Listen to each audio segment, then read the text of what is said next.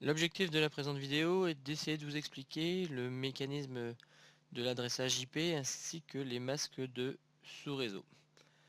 Alors on a un réseau ici constitué de 3 PC et d'un serveur que j'ai appelé FabLab. J'ai un premier PC Serge qui a une adresse IP 172.168.10.20, donc c'est l'adresse IP de la carte réseau ici, et il a un masque de 255.255.0.0.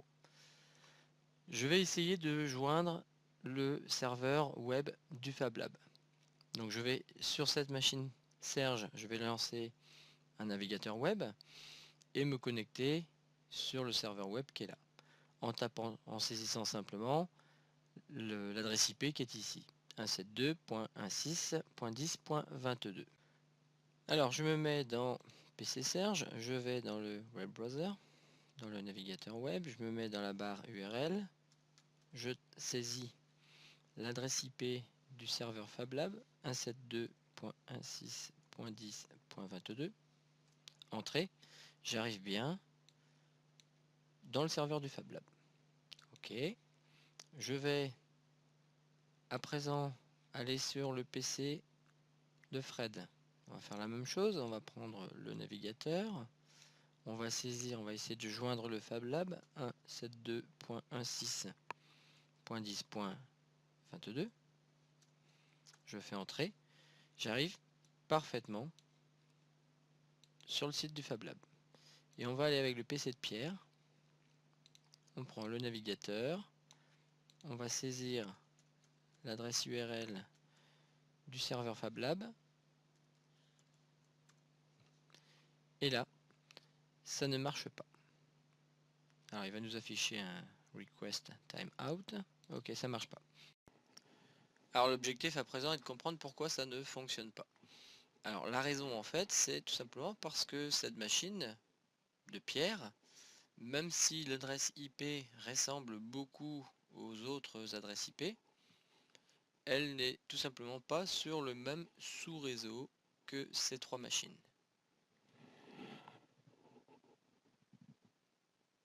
Alors pour expliquer ceci, un petit peu de théorie s'impose. On va rentrer dans la notion d'adresse IP, IPv4, sachant que depuis de nombreuses années, on est sur un transfert vers l'IPv6. Ici, on ne parlera que de l'IPv4. Alors, je suis obligé de faire un petit rappel sur la numération pour bien comprendre ce qui va suivre. Donc la notion de bit. Un bit, en fait, peut prendre deux états, soit 0, soit 1. Ensuite, un mot de 8 bits, c'est ce qu'on appelle un octet, ou byte en anglais, à ne pas confondre byte avec bit. Exemple, ceci est une écriture binaire de 8 bits, avec n bits. Exemple, 8 bits. On peut coder 2 puissance n valeurs. Donc avec 8 bits, on peut coder 2 puissance 8 valeurs, soit 256. On rappelle que le 0 est codé dans ces 256 valeurs. Ce qui fait que l'on pourra compter avec 8 bits que jusqu'à 255. D'où l'expression on ne peut compter que jusque 2 puissance n moins 1 à cause justement de ce 0. Alors remarque sur l'écriture d'un octet ou d'un mot binaire. Donc si je reprends celui-ci par exemple, ce qu'il faut savoir c'est que complètement à gauche on met ce qu'on appelle le bit de poids fort, qu'on appelle aussi le MSB, et complètement à droite on écrit le bit de poids faible, ce qu'on appelle le LSB. Alors on va travailler sur un bit pour bien comprendre ce qui se passe. Parce que l'objectif maintenant va être de passer du monde décimal au monde binaire, ou l'inverse. Donc je représente ici mes 8 bits de 1 à 8, avec à droite on a dit, alors c'est une erreur ici de ma part, le LSB, et complètement à gauche le MSB, le bit de poids fort. On rappelle que chaque bit peut prendre deux états, 0 ou 1. Ce qu'il faut distinguer ensuite, c'est le rang des bits. Le bit de poids faible, LSB, est au rang 0, puis 2, puis 3, etc. À quoi ça sert d'avoir les rangs? Tout simplement d'obtenir le poids décimal de chacun des bits. Pour obtenir le poids décimal, c'est simple, on reprend la base, qui ici c'est du binaire, donc la base c'est 2, et on la met à l'exposant du rang. Donc ici 2 exposant 0, ce qui fait 1. 2 exposant 1, ce qui fait 2. Vous avez compris, jusqu'à 2 exposant 7, qui fait 128. Alors à quoi ça sert?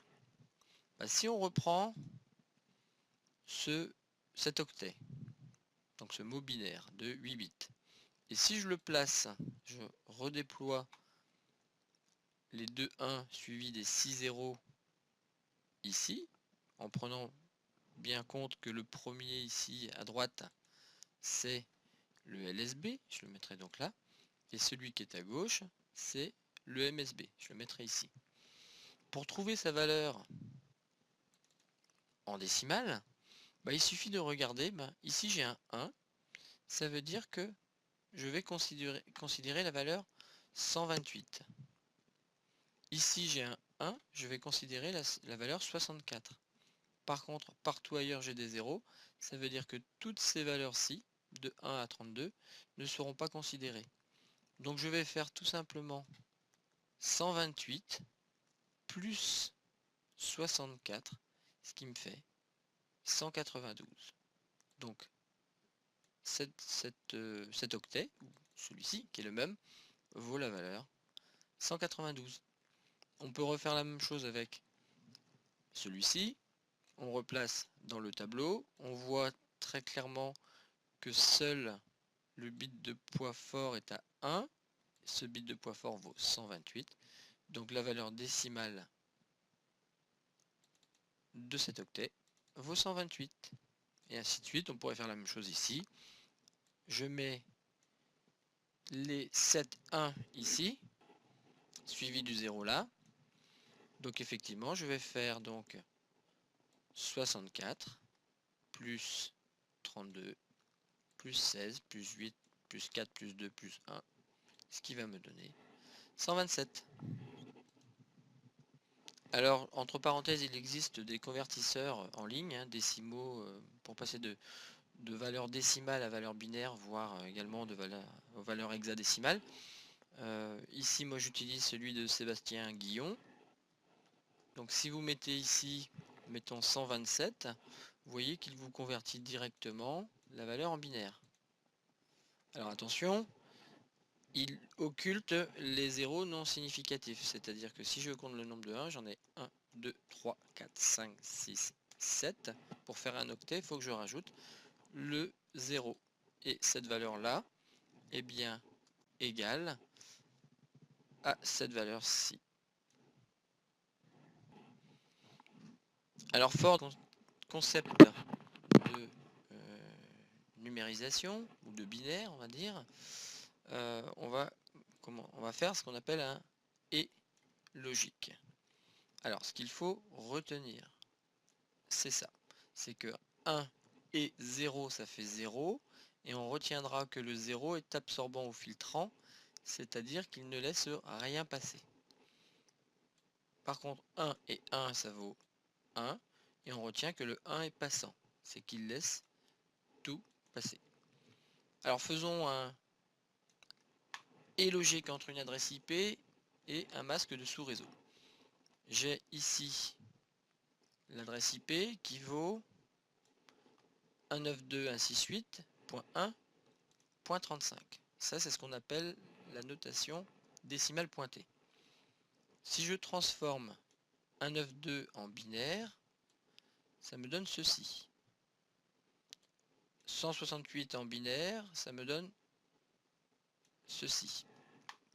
Alors, si vous avez des difficultés pour l'instant, vous pouvez très bien passer par ceci. 168, ça me donne bien cette valeur-là en binaire. Le 1 me donne cette valeur, le 35, celle-ci.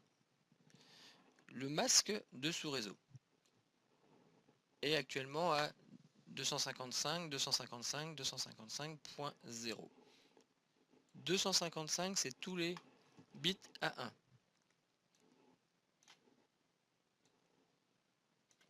Et le 0, bah, c'est tous les bits à 0. Et quand on fait un et logique entre une adresse IP d'une machine et son masque, on obtient l'adresse IP du sous-réseau. Donc on va le faire ensemble. Alors on va faire 1 et 1, ce qui fait 1. Pareil pour la ligne suivante, 1 et 1, ce qui fait 1. 0 et 1, ce qui fait 0. On a dit que le 0 était absorbant. Donc partout finalement où vous avez des 0, vous allez obtenir des 0, quel que soit les 1 présents dans le masque ou dans l'adresse IP. On fait pareil pour ici, 1 et 1 fait 1, 0 et 1 fait 0, etc., etc. Je vais donc retrouver exactement cette partie-là dans l'adresse de sous-réseau, étant donné que tous les bits sont à 1. Ici, tous les bits sont à 1, donc je vais retrouver toute cette partie-ci dans l'adresse du sous-réseau. Et ici par contre, le 0 se code avec les 8 bits à 0. Donc le 0, on a dit, il est filtrant, il ne laisse rien passer. Ça veut dire que rien de ceci ne va pouvoir passer. Tout va être égal à 0 dans l'adresse de sous-réseau. Alors au passage, on remarquera que l'adresse IP d'une machine est codée sur 32 bits.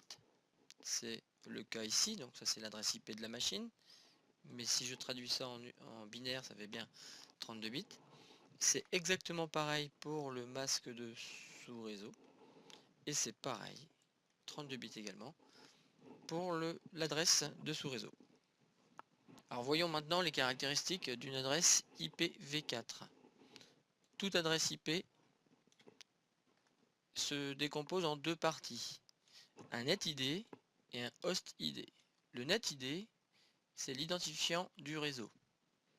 Le HostID, c'est l'identifiant de l'hôte, c'est-à-dire des machines connectées au réseau. Ça peut être des ordinateurs, des imprimantes, des routeurs, enfin des cartes, réseau de routeurs, etc. Donc finalement, si je regarde plus attentivement une adresse IP, je vais avoir en jaune l'identifiant du réseau, 192.168.1, et en vert, l'identifiant de l'hôte, .45. Alors qu'est-ce qui me permet de savoir justement que la partie jaune c'est l'identifiant réseau? C'est tout simplement le masque de ce réseau qui me permet de déduire l'identifiant réseau et l'identifiant de l'hôte. Ici c'est ce qu'on appelle la notation décimale pointée. Et on peut bien évidemment retranscrire cette partie en notation décimale pointée en notation binaire. Cette conversion en notation binaire est utile à partir du moment où vous avez des masques de sous-réseau qui ne sont pas du type 255, 255, 255. Si on est sur un masque de 255, 255.224 par exemple, ça va pas être simple de trouver en fait le numéro de réseau et le numéro d'hôte. Dans ce cas-là, il faudra passer par la notation binaire. Nous concernant, on sera toujours sur des écritures de ce type. Donc on sait très bien que quand on a 2, 5, 5, toute la partie supérieure va passer et permettre l'identification de l'identifiant réseau. Alors, faire communiquer deux machines entre elles. Donc, en l'absence de routeur, donc je rappelle ce que c'est qu'un routeur. Un routeur permet tout simplement de faire communiquer des machines appartenant à des réseaux différents. Donc en l'absence de routeur, par contre, deux machines peuvent communiquer à la condition d'être sur le même réseau ou sous-réseau. Alors on va voir que les deux machines suivantes ne peuvent pas communiquer. Elles sont connectées au même support physique, mais il n'y a pas de routeur. Alors pourquoi elles ne peuvent pas communiquer? Tout simplement parce que elles n'appartiennent pas au même réseau. Alors leurs adresses IP se ressemblent beaucoup. 192.168.12.45 pour l'une, 192.168.84.23 pour l'autre. Les masques sont identiques pour tous les deux, pas de souci. Par contre, si on regarde ici, donc j'ai 255, 255, 255, donc je vais retrouver en adresse de sous-réseau pour la machine station 1, je vais retrouver 192.168.12. Ça c'est l'adresse de sous-réseau sur lequel se trouve la station 1. Si je fais la même chose ici, donc 255, eh bien je vais tout simplement trouver une adresse de sous-réseau pour la station 2 qui vaut 192.168.84. On voit bien que l'adresse de sous-réseau ici est différente de celle-ci. Donc les deux machines, station 1 et station 2, ne sont pas sur le même sous-réseau et en l'absence d'un routeur, elles ne pourront donc pas communiquer. Alors à présent que les notions d'adresse IP et de masque de sous-réseau sont acquises, en tout cas je l'espère, je vais juste évoquer la notation CIDR, celle que l'on va utiliser dans la suite. Si je reprends la station 1 qui a une adresse IP 192.168.12.45 et le masque 255.255.255.0, il y a plus simple pour exprimer ça en une seule ligne. On va tout simplement écrire pour la machine son adresse IP telle qu'on la retrouve ici dans la partie jaune, et juste derrière, et c'est là la nouveauté, on va mettre un slash 24. Le slash 24 est là pour préciser le nombre de bits à 1 sur le masque de sous-réseau. Donc ici, je viens d'encadrer les 24 bits à 1. Donc, on en déduit que la station 1 a un masque de 255.255.0 et que la station 2 a rigoureusement le même masque.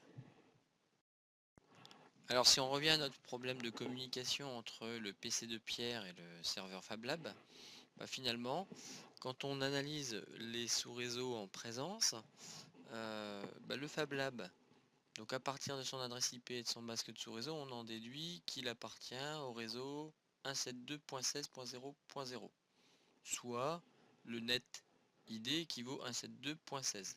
Voilà. Pour le PC de Fred, c'est pareil. Il appartient au sous-réseau 172.16. Pareil pour Serge. Donc on voit bien qu'ils ont la même adresse réseau, donc ça peut communiquer. Si on établit l'adresse de sous-réseau du PC de Pierre, eh bien on va obtenir 172.17 au niveau du net ID. Donc 172.17, c'est pas du 172.16. Donc ils ne sont pas sur le même sous-réseau, ils ne peuvent donc pas communiquer. Alors ce qu'on se propose de faire ici, c'est de changer tout simplement le 17 qui était là en 16 par exemple. Alors par contre attention, j'ai déjà ici une adresse qui porte le host ID 10.20, donc si je mets 16 en haut, je vais me retrouver avec deux adresses identiques. Donc il va falloir que je mette celle-ci à, mettons, 23 par exemple. Alors ce qu'on va faire, c'est que l'on va remplacer tout simplement l'adresse de Pierre par 172.17 pardon, .16.10.23, voilà, en slash 16 cette fois-ci, hein, étant donné qu'on a 255 c'est 8 bits et c'est 255 c'est les 8 autres bits, donc ça fait un masque en 16. On va configurer le PC de Pierre. Au niveau desktop, ipconfig, je vais aller ici, changer 172, je vais mettre 16.10.23. Et ensuite on va retourner ici dans le PC de Pierre, on va prendre le web browser, on va taper l'adresse URL du Fab Lab 172.16.10.22 et cette fois-ci, comme par magie, nous sommes rentrés sur la page web du Fab Lab délivrée donc par le serveur Fab Lab.